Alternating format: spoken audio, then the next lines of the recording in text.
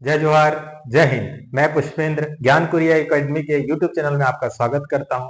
आज है CGPSC 75 day challenge का 15th डे और हम कर रहे थे मई का करंट अफेयर। तो मई के जो थर्ड पार्ट में हम लोग आज देखेंगे पर्यावरण के क्वेश्चन और स्पोर्ट्स और अवार्ड्स और इम्पोर्टेंट जो मिसलेनियस क्वेश्चन रहेंगे सब देखेंगे। तो स्टार्ट करते हैं। पहला क्वेश्चन जो इम्पोर्टेंट है यह है, देश निम्नलिखित में से भारत में से कौन सा राज्य मैंग्रोव वन के सबसे बड़ा क्षेत्र है? कौन सा राज्य है जो मैंग्रोव वन है उसका सबसे बड़ा क्षेत्र है? गुजरात, दूसरा पश्चिम बंगाल, तीसरा महाराष्ट्र, चौथा ओडिशा। तो आपको बताना है मैंग्रोव वन जो कि बहुत एक इंपॉर्टेंट वन होते हैं, ठीक है। तो ये बताओ कि कहाँ पे है। तो आप इसका जो सही आंसर है वो है पश्चिम बंगाल। और आप जानते होंगे उसको क्या बोलते हैं? सुंदरवन बोलते हैं, ठीक है। और ये यूनाइटेड नेशन का यूनेस्को का हेरिटेज साइट भी है। तो सही उत्तर क्या हो जाएगा? पश्चिम बंगाल। अगला प्रश्न देखते हैं कि जो भारत में जो प्रवाल भित्ति जिसको बोलते हैं कोरल रीफ, वो कहां पे पाया जाता है? कच्छ की खाड़ी में, दूसरा लक्षद्वीप में, तीसरा मन्नार की खाड़ी में, चौथा अंडमान निकोबार में। तो आपको बताना है कहाँ पाए जाते हैं। तो आपको बताना है कि ये जो कोरल रीफ है कहाँ कहाँ मिलता है। तो पहला बोल रहा है कच्छ की खाड़ी में, ये गुजरात में हो जाएगा। दूसरा हो जाएगा लक्षद्वीप में, यहाँ पे। तीसरा मन्नार की खाड़ी यहाँ पे, ठीक है। चौथा अंडमान निकोबार यहाँ पे। तो जो जो कोरल रीफ है वो भारत के सभी जगह पे पाए जाते हैं। यहाँ पाए जाते हैं, यहाँ पाए जाते हैं, यहाँ पे पाए जाते हैं। तो आंसर क्या हो जाएगा? सभी के सभी हो जाएगा। अगला प्रश्न देखते हैं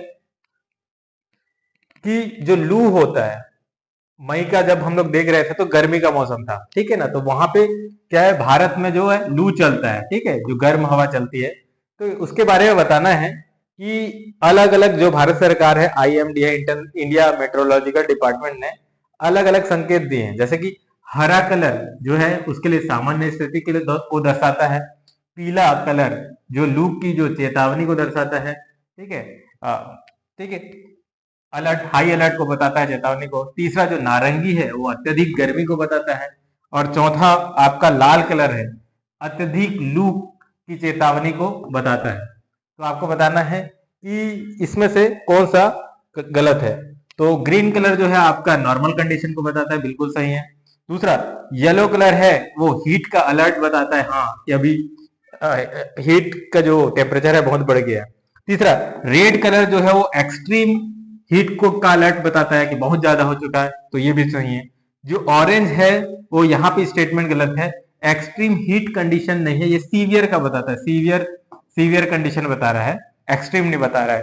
तो ये जो है, ये ऑप्शन जो सी है वो गलत हो जाता है आपका। अगला प्रश्न ये देखते हैं, जो लू जो चलता है, ठीक है, तो उसका अलग अलग जगह पे और इस मौसम में कुछ कुछ जो स्थानीय भाषाएं में जो शब्दावली है उसको बताना है। तो कौन सा इसमें से सही मेल खाता है ये बताएंगे। पहले लू क्या होता है? उत्तर भारत में जो गर्म और शुष्क हवा होती है उसको बोलते हैं। आर्द्र होता है कि शुष्क होता है? तो बिल्कुल शुष्क हवाएं होती है, गर्म, ठीक है, गर्म और शुष्क हवाएं, ठीक है। दूसरा है कि आम की बारिश, आम्र वर्षा, ठीक है ना, ठीक है ना, मैंगो सावर जिसको बोलते हैं, ठीक है ना, आम्रपाली वर्षा बोलते हैं।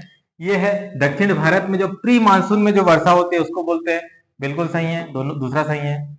तीसरा काल बैसाखी देखो, तो वो पश्चिम बंगाल में जो थंडर के साथ, जो आंधी तूफान के साथ जो वर्षा होती है उसको बताते हैं। तो काल बैसाख का टाइम में होता है, इसी कारण काल बैसाखी बोलते हैं। तो ये वेस्ट बंगाल वाला भी सही है। तो आंसर क्या हो जाएगा? 1, 2 और 3, यानी कि सभी के सभी सही हो जाएंगे यहाँ पे। अगला प्रश्न ये है, ये जो हम्बोल्ट ग्लेशियर, जो हम्बोल्ट एक ग्लेशियर है वो बहुत ज्यादा पिघल रहा है, ये बताना है, और ये न्यूज में था। तो ये कौन से पर्वत की श्रृंखला में स्थित है हम्बोल्ट? तो ये बताना है आपको कहाँ पे स्थित है। तो जो है पहला ऑप्शन है रॉकी, पहला जो ऑप्शन है वो रॉकी है, ठीक है, जो कि अमेरिका में है। दूसरा जो ऑप्शन है एंडीज जो ये वाला एरिया है साउथ अमेरिका में है। तीसरा हिमालय तो जानते हैं, या फिर चौथा एल्प्स। तो ये बताने कि जो हम्बोल्ट ग्लेशियर है वो कहाँ पे स्थित है। तो इसका जो सही उत्तर जो है हो जाएगा एंडीज हो जाएगा। एंडीज कहाँ पे है? ये एंडीज आपका जो है, एंडीज जो पर्वत है वो आपका कहाँ पे आ जाएगा? ये साउथ अमेरिका में आ जाएगा। ठीक है, ठीक, वेनेजुएला से लेके जो नीचे वाला जो एरिया में कोलंबो, वेनेजुएला, इक्वाडोर, वो वाला जो एरिया में आपको एंडीज पर्वत मिलेंगे, नीचे चिली तक पहुंचेगा। तो आंसर क्या हो जाएगा? एंडीज। अब आपको ये बताना है कि जलवायु परिवर्तन के कारण, चलो ठीक है, अभी जो क्लाइमेट चेंज हो रहा है, जलवायु परिवर्तन के कारण आधुनिक इतिहास में अपने सभी ग्लेशियर खोने का वाला पहला देश कौन सा होने वाला है? ठीक है ना, सभी ग्लेशियर जितने भी वहां पे ग्लेशियर थे सब पिघलने वाले हैं। लास्ट जो बचा था वो अभी हम लोग ने पढ़ा, वो क्या था? लास्ट जो है वो था हम्बोल्ट ग्लेशियर। ठीक है, वो एंडीज था, और ये यही पिघलने वाला है। और ये बताना है कि कौन सा देश में स्थिर है। तो क्या आइसलैंड में? क्या नहीं। पापा न्यूगिनी नहीं। स्विट्जरलैंड में नहीं। ये कहाँ पे स्थित है? वेनेजुएला में स्थित है। ठीक है, आपको याद रखना है कि ये यहाँ पे क्या हो गया, वेनेजुएला में जितने भी आइस ग्लेशियर थे वो सब पिघल चुके हैं या पिघलने वाले हैं, सब खत्म हो जाएंगे। अभी एक ही बचा है वो। एक बात बताना है, ये किलिंग कर्व ये इंपॉर्टेंट है और ये न्यूज में था। पर्यावरण के हिसाब से बताना है किलिंग वक्र किसको, किससे संबंध है। ये क्या वैश्विक तापमान वृद्धि का मापन करने के लिए ये वक्र का उपयोग किया जाता है। दूसरा, सागरी लवणता के स्तर को नापने के लिए, जो ओशन का जो नमक या फिर सैलिनिटी है उसको मेजर करने के लिए। तीसरा, वायुमंडल में कार्बन डाइऑक्साइड के स्तर को मापने के लिए। या चौथा, जो ग्लेशियर जब पिघल रहे हैं उसका रेट को मेजर करने के लिए। ठीक है ना, जितना भी जो हिमनद या फिर ग्लेशियर जो पिघल रहे हैं उसको मापने के लिए। तो इसका जो सही उत्तर हो जाएगा आपका हो जाएगा ये कार्बन डाइऑक्साइड को के स्तर को नापने के लिए हम लोग क्या करते हैं? किलिंग कर्व का प्रयोग करते हैं। अगला प्रश्न, कौन सा दुनिया का सबसे बड़ा जो डायरेक्ट, ठीक है ना, डायरेक्ट एयर कैप्चर और स्टोरेज प्लांट जिसका नाम है मैनमोथ, ठीक है, ये लोकेटेड है। तो अब क्या कर रहे हैं कि कार्बन डाइऑक्साइड के कारण क्लाइमेट चेंज हो रहा है बोल रहे हैं। तो अब क्या कर रहे हैं कि क्लाइमेट चेंज, कार्बन ज्यादा हो गया उसको डायरेक्टली कैप्चर कर रहे हैं। तो डायरेक्ट जो कैप्चर करके उसको स्टोर कर रहे हैं। ठीक है, ठीक। तो वो जो पहला देश कौन सा बन गया है जो सबसे बड़ा डायरेक्टली कैप्चर कर रहा है वायुमंडल से? तो आपको बताना है वो कौन सा देश है। क्या वो अमेरिका है, यूनाइटेड स्टेट ऑफ अमेरिका है, या फिर स्विट्जरलैंड है, या फिर आइसलैंड है, या कनाडा है? कौन डायरेक्टली CO2 को एटमॉस्फेयर से डायरेक्ट कैप्चर कर रहा है और उसको स्टोर कर रहा है? तो इसका जो सही आंसर क्या हो जाएगा? आइसलैंड। आइसलैंड सही उत्तर। अगला प्रश्न जो न्यूज में था और जैसे कि आपको पता है, जो इंटरनेशनल सोलर अलायंस है, ठीक है ना, अंतरराष्ट्रीय सौर गठबंधन, ठीक है, ये हम लोग का भारत ने बनाया था। ठीक है, 2015 में जब पेरिस क्लाइमेट चेंज हो रहा था, समझौता के तहत हम लोग ने और फ्रांस ने मिलकर बनाया है। ठीक है, और उसका जो हेड क्वार्टर है वो कहाँ पे? अपना गुड़गांव में है। तो अब बताना है इसमें जो 99th, ठीक है, 99th जो सदस्य बना उसका नाम क्या है? पनामा, ग्रीस, स्पेन, या इजराइल? तो जो 99th मेंबर जो बना है वो है आपका स्पेन। अब आपको एक क्वेश्चन बताना है कि अभी प्रेजेंटली कितने देश इंटरनेशनल सोलर अलायंस का पार्ट हैं? क्या अमेरिका उसका हिस्सा है? आपको बताना है नीचे में कमेंट में, हाँ या नहीं। अगला प्रश्न है, ये है जो भौगोलिक या ज्योग्राफी के टर्म में ब्लू होल, ठीक है, ब्लू होल क्या है जो न्यूज में था? ये क्या होता है? क्या एक टेक्टोनिक प्लेट है जो महासागर में टकरा रहे हैं? दूसरा, पानी से भरा हुआ क्या ये ज्वालामुखी का गड्ढा है? या तीसरा, रेगिस्तान में से एक मीठे पानी का स्रोत है? या चौथा, एक बड़ा गहरा समुद्री सिंक होल है? ठीक है, तो आपको बताना है कि एक गहरा समुद्री, एक सिंक होल मतलब एक गुफा के जैसे एक आकृति का है। तो आपको बताना है ये क्या चीज है। तो इसका जो सही उत्तर है, जो ब्लू होल है वो क्या है? एक बड़ा गहरा समुद्री सिंक होल है। तो आंसर क्या हो जाएगा? ए हो जाएगा। अगला प्रश्न है, ये है कि जो lightning capital of the world, ठीक है, lightning capital of the world या फिर बिजली बिजली का जो सबसे ज्यादा गिरने का आवृत्ति के कारण कौन सा जगह है जो दुनिया के बिजली की राजधानी कहा जाता है? ठीक है ना, lightning capital of the world कहा जाती है, यहाँ पे बहुत ज्यादा बिजली गिरती है, कड़कती है। तो वो जगह है कौन सा है बताना है आपको। पहला ऑप्शन है लेक विक्टोरिया जो युगांडा में है, दूसरा लेक मराकाइबो जो आपका वेनेजुएला में है, तीसरा मैक्सिको की खाड़ी, ठीक है, जो यूएसए में है, या चौथा बंगाल की खाड़ी जिसमें भारत में है। तो बताना है कि कहाँ पे सबसे ज्यादा लाइटनिंग होती है, ठीक है ना, बिजली कड़कती है, और इसके कारण उसको दुनिया का lightning capital of the world भी कहा जाता है। तो इसका जो सही उत्तर हो जाएगा क्या है, लेक मराकाइबो में है, वो भी कहाँ पे, वेनेजुएला में, ठीक है। वेनेजुएला फिर से आ गया, और वेनेजुएला में हम लोग ने क्या देखा था कि लास्ट ग्लेशियर है, खत्म हो रहा है। और वेनेजुएला में और क्या चीज पता है कि दुनिया का सबसे बड़ा जो ऑयल का जो रिजर्वायर है, ठीक है ना, रिजर्व है, सबसे ज्यादा ऑयल जिसके पास है वो वेनेजुएला है, ठीक। अगला प्रश्न है कि जो एक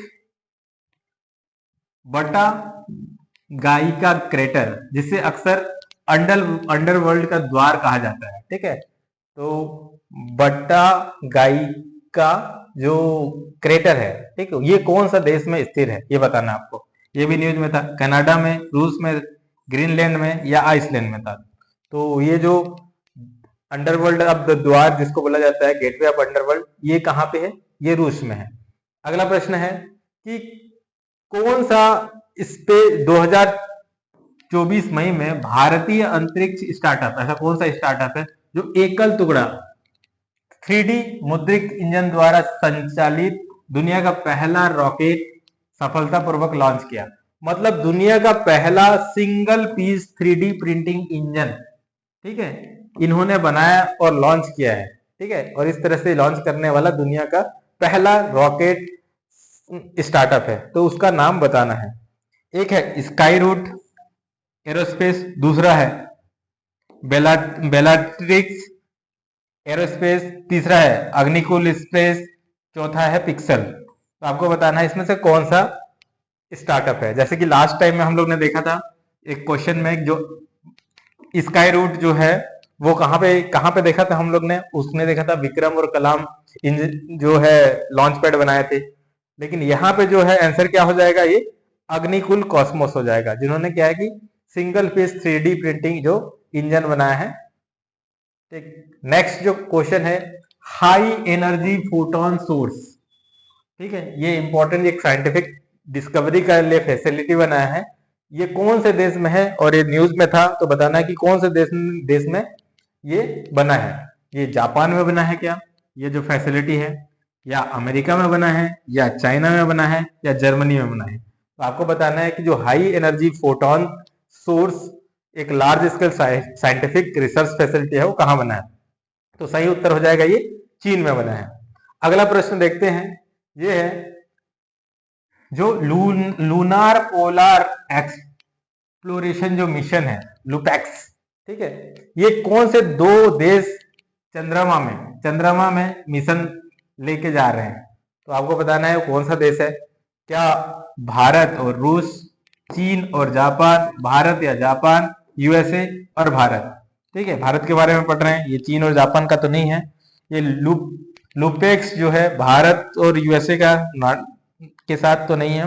तो इसका जो सही उत्तर हो जाएगा भारत और जापान। भारत और जापान का एक मिशन है जहां से हम लोग क्या है चंद्रमा में जाने के लिए सहयोग कर रहे हैं एक दूसरे का। अगला प्रश्न है वो है कि जो नेशनल टेक्सटाइल डे, ठीक है, राष्ट्रीय वस्त्र दिवस, ठीक है, प्रतिवर्ष किस दिन को मनाया जाता है। 15 अप्रैल को, 3 मई को, 20 जून को, 10 जुलाई को। ठीक है, तो आंसर क्या हो जाएगा, मई का पढ़ रहे हैं करंट अफेयर, तो इसी कारण क्या हो जाएगा ये 3 मई को है। ठीक है, 3 मई को हम लोग क्या बोलते हैं, नेशनल टेक्सटाइल डे मनाते हैं। अब बताना है कि जो भारत की जो पहचान है उसके पहनने पोशाक से भी है, और उसमें भी बहुत अलग अलग टाइप के पोशाक अलग अलग तरीके से पहनते हैं।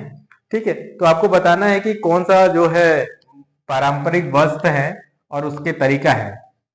ठीक, एक है कशीदा जो जम्मू एंड कश्मीर को बिलोंग करता है, दूसरा है कोसा जो छत्तीसगढ़ को बिलोंग करता है, तीसरा है पटोला जो पंजाब को बिलोंग करता है, या फिर फुलकारी जो पंजाब को बिलोंग करता है। तो आपको बताना है इसमें से कौन सा जो पेयर है इनकरेक्ट है। ठीक है ना, जो कि गलत है, गलत संबंध है।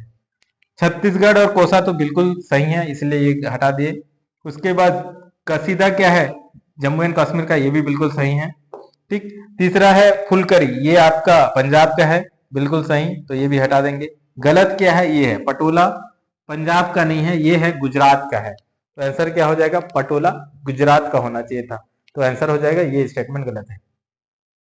अगला प्रश्न है, दक्षिण अफ्रीका में जो एपेटाइट था या रंग भेद, उसका एनिवर्सरी हुआ है, उसको पूरा हटाने का, ठीक है ना, तो वो बताना है कि ये न्यूज में भी था। तो ये क्या था, एक तरह से क्या ये सांस्कृतिक विनिमय का कार्यक्रम था? नहीं, बिल्कुल।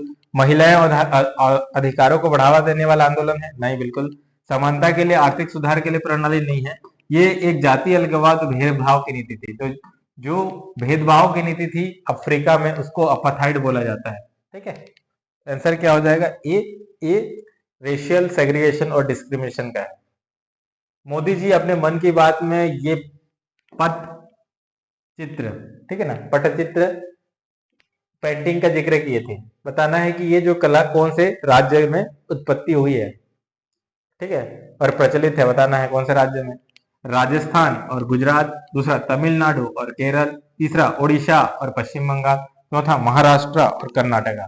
तो पटचित्र जो है आपका कहां पे है, ओडिशा और वेस्ट बंगाल। तो सही उत्तर क्या हो जाएगा, सी, ओडिशा और वेस्ट बंगाल। अगला प्रश्न देखते हैं। अगला प्रश्न है कि 2000 किस भारतीय शतरंज खिलाड़ी ने देश के तीसरा महिला ग्रैंड मास्टर बनकर, ठीक है, और भाई बहन का ग्रैंड मास्टर का जोड़ी भी बन गया है, पहला भाई बहन का ग्रैंड मास्टर का जोड़ी बन गया है। तो वो जो प्लेयर कौन थी, वो प्लेयर कौन थी, वैशाली रमेश बाबू। ठीक है, ये थर्ड ग्रैंड स्लैम भी बन गई है, और भाई बहन एक घर में दोनों भाई बहन दोनों के दोनों ग्रैंड मास्टर बन चुके हैं यहाँ। अगला एक क्वेश्चन जो न्यूज में था, कुक द्वीप, ठीक है, ये आपका चाइना के रिस्पेक्टिव में भी था। और तो ये बताना है कि ये कुक जो द्वीप है वो कहाँ पे स्थित है, हिंद महासागर में स्थित है, पैसिफिक महासागर में स्थित है, आर्कटिक ओशन में स्थित है, या फिर अंटार्कटिक ओशन में स्थित है। तो बताना है कुक द्वीप आइलैंड है वो कहाँ पे है। तो ये कुक आइलैंड आपका मिलेगा, आपका पैसिफिक आइलैंड में है, पैसिफिक महासागर में। अगला प्रश्न है कि चूड़धार घाटी अपने प्राकृतिक सुंदर और समृद्धि से के विविधता के लिए प्रसिद्ध है, वो किस राज्य में है। यहाँ पे क्या हुआ था कि कुछ सैलानी जो आए थे, टूरिस्ट आए थे, फंस गए थे, तो ये घाटी न्यूज में आ गया था। तो ये बताना है कौन सी जगह पे है, उत्तराखंड में है, हिमाचल प्रदेश में है, या जम्मू एंड कश्मीर में है, या सिक्किम में है। तो आपको बताना है ये कहाँ पे है। तो ये आपका मिल जाएगा हिमाचल प्रदेश में, चूड़धार घाटी। ठीक। अगला प्रश्न है, ये है एयरफोर्स के संदर्भ में बताना है, भारतीय एयरफोर्स के वायुसेना के संबंध में। भीष्म, भीष्म का पूर्ण फुल फॉर्म क्या है, Bharat health initiative for support harmony और मैनेजमेंट, दूसरा भारत हेल्थ इनिशिएटिव फॉर सहयोग हित और मैत्री, तीसरा Bharat health integrated system for medical aid, चौथा Bharat health initiative for strategic humanitarian mission. इसका जो सही उत्तर हो जाएगा ऑप्शन बी हो जाएगा, भारत हेल्थ इनिशिएटिव फॉर सहयोग हित और मैत्री, ये सही आंसर है। अगला प्रश्न हम लोग देखते हैं कि कौन सा ऑर्गेनाइजेशन है जो,